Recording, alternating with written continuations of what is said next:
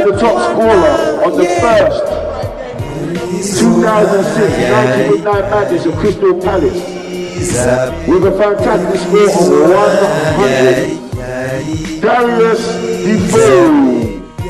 Number one again. Everyone, wants to win. Well, I just come him again. The finals, though, that's real. All about the finals, but it's all good though. It's all